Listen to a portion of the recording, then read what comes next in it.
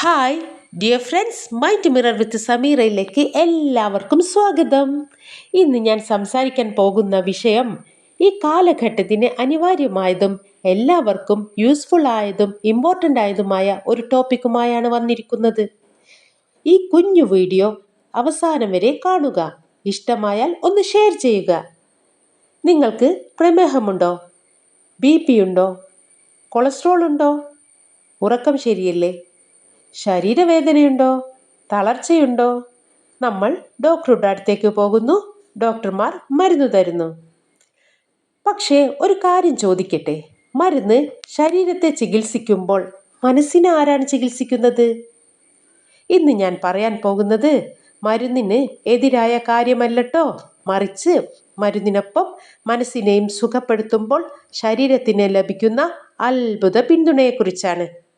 Friends, നമ്മുടെ ശരീരം ഒരു കമ്പനിയാണെന്ന് സങ്കല്പിക്കുക. ജീവനക്കാർ ശരീരത്തിലെ അവയവങ്ങളും, ഹൃദയം, ലിവർ, കിഡ്നി, ബ്രെയിൻ മുതലായവ. പക്ഷേ കമ്പനിയിലെ CEO ഒരു തെറ്റായ തീരുമാനമെടുത്താൽ എന്ത് സംഭവിക്കും? കമ്പനി തകരും. അപ്പോൾ നമ്മുടെ ശരീരത്തിലെ CEO ആരാണ്? ഓഫ് കോഴ്സ് അത് തന്നെ, നമ്മുടെ മനസ്സ്. മനസ്സ് ശാന്തമായാൽ ഓട്ടോമാറ്റിക്കലി നമ്മുടെ ശരീരവും ശാന്തമാകും.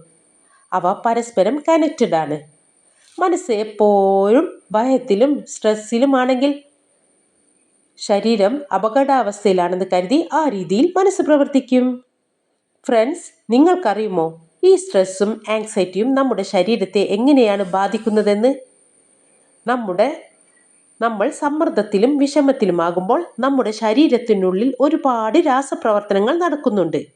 ഈ സ്ട്രെസ്സും വിഷമങ്ങളും കുറയ്ക്കാൻ നമ്മുടെ ബ്രെയിൻ കോർട്ടിസോൺ, അഡ്രിനാലിൻ പോലുള്ള ഹോർമോണുകൾ പുറത്തുവിടുന്നു. അത് നമ്മുടെ രക്തത്തിൽ കലർന്ന് ശരീരം മുഴുവൻ സഞ്ചരിച്ചു കൊണ്ടിരിക്കുന്നു. ഇത് കുറച്ച് സമയത്തേക്കൊക്കെ നല്ലതാണ്. ഓരോ പ്രാവശ്യം സ്ട്രെസ്സിലാകുമ്പോഴും ഇതേ പാറ്റേൺ റിപ്പീറ്റ് ചെയ്യപ്പെടുന്നു. നോക്കൂ, നിങ്ങൾ മാസങ്ങളോളം വർഷങ്ങളോളം സ്ട്രെസ്സിലാണെങ്കിൽ എന്താണ് സംഭവിക്കുക? ഈ കോർട്ടിസോളിൻ്റെയും അഡ്രിനാലിൻ്റെയും അളവ് രക്തത്തിൽ ക്രമാതീതമായി കൂടി നമ്മുടെ ആന്തരിക അവയവങ്ങളെ മോശമായി ബാധിക്കുന്നു. ബ്ലഡ് പ്രഷർ കൂടും, ബ്ലഡ് ഷുഗർ കൂടും, ഉറക്കം മോശമാകും, വയറിന് ചുറ്റും കൊഴുപ്പ് കൂടും. കാരണം ഇത് മെറ്റബോളിസത്തിനെ ബാധിക്കുന്നു. പ്രതിരോധശേഷി കുറയും. ഇങ്ങനെ ഒരുപാട് രോഗങ്ങൾ സമ്മാനിക്കുന്നു. ഇതിനെ നമ്മൾ ലൈഫ് സ്റ്റൈൽ ഡിസീസ് അല്ലെങ്കിൽ ജീവിതശൈലി രോഗങ്ങൾ എന്ന് ഓമന പേരിട്ട് വിളിക്കുന്നു. എന്നിട്ടും തീർന്നില്ല. രക്തത്തിൽ അധികമായ ഈ ഹോർമോൺസ് ചില പ്രത്യേക സാഹചര്യത്തിൽ ശരീരത്തിന്റെ ഏതെങ്കിലും ഭാഗത്ത് അക്യുമുലേറ്റ് ചെയ്യപ്പെടാം. ഇത് പല വിധത്തിലുള്ള ട്യൂമറുകളായി മാറാമെന്നാണ് പല സൈക്കോളജിസ്റ്റുകളും പറയുന്നത്. ഫ്രണ്ട്സ്, ഒരു കാര്യം വ്യക്തമായി പറയട്ടെ, പ്രമേഹത്തിനോ BPക്കോ കാരണം മനസ്സ് മാത്രമല്ലട്ടോ, ഒരുപാട് ജനിതക ഘടകങ്ങളുണ്ട്. അമിത ഭക്ഷണം, വ്യായാമക്കുറവ്, പ്രായം ഇതെല്ലാം പ്രധാനമാണ്. പക്ഷേ മനസ്സ് ശരിയായില്ലെങ്കിൽ നമ്മൾ എന്ത് ചെയ്യും?